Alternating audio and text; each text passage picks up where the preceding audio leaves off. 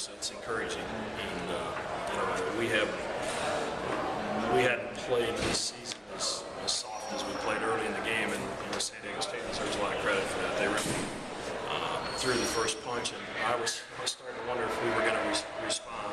But obviously the last 8 minutes of the first half was the key to the game. If we don't inch back into that before halftime, they've got all the momentum going to lock it. Really proud of the way we finished. We executed some offense pretty well late, and even we made them take a few tough shots, but to their credit, they hit them.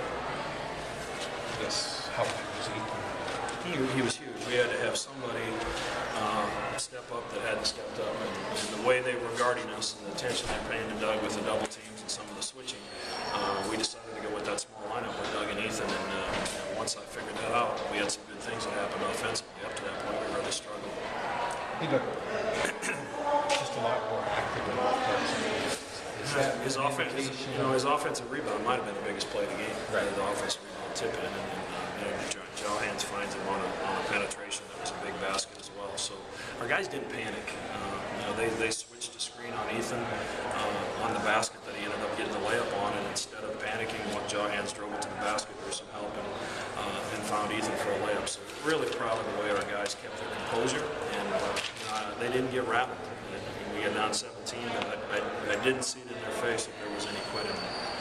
The thing that struck me watching Doug in person for the first time was how little he has to touch the ball in order to impact the game. Has that always been the case with him? Going back he's very efficient, and he really threw us on his back there early when we weren't scoring any other way. His teammates do a good job of getting the basketball. Obviously, he gets it out of his hands quick inside, and his release is pretty quick on the three-point line. But he did some good things. Took two big charges at critical times in the first half when they were making their run that we had to have. So just really proud of the way he played. Does this fall under the category of proverbial resume win, quality win, coming out on the road and being the defending Mountain West tournament champs? Well, especially in this building.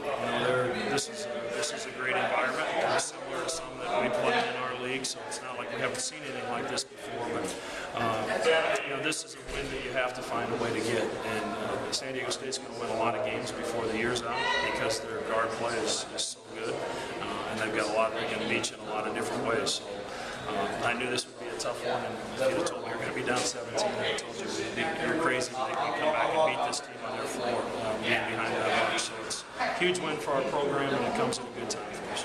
The ability to get that thing to 4 points, whereas some teams would have just said get under maybe 10 going. It was huge, and in our timeouts, it was all about defense. We made very few adjustments offensively outside of some things we did with Ethan and Doug against some of their switches. But we wanted to get tougher defensively. We were complaining about getting pushed in the back on offensive, on rebounds, and in our huddles, it was just, hey, it's enough of that. This is a physical game. We're going to let it be physical. That's fine.